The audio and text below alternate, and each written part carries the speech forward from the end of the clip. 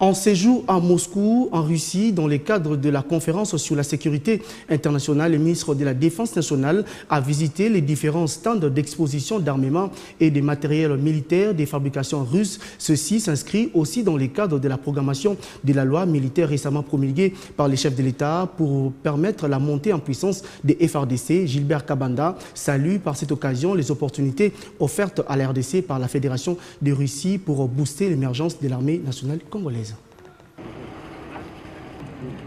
En mission officielle en Russie, dans la ville de Moscou où il participe, au nom de l'RDC, à la conférence de Moscou sur la sécurité internationale, le ministre de la Défense nationale et des anciens combattants a passé toute sa journée de mercredi à parcourir stand après stand au salon d'exposition des armements et matériels militaires des fabrications russes. Son intérêt tient à moderniser l'armée congolaise, lui tenant à cœur.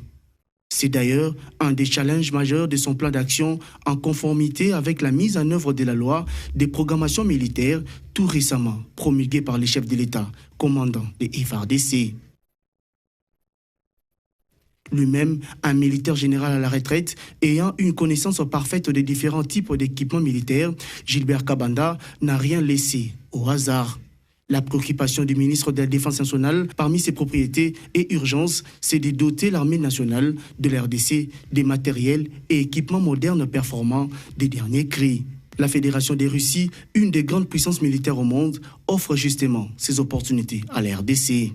À cette occasion, le ministre de la Défense nationale s'est intéressé à différentes gammes de variétés d'armements et matériels visant à la modernisation des forces de défense et de sécurité du Congo-Kinshasa. Un pari à tenir pour le gouvernement congolais à travers le ministère de la Défense et des anciens combattants. Pour les délégations congolaises, cette visite valait son pesant d'or pour la montée en puissance des FARDC.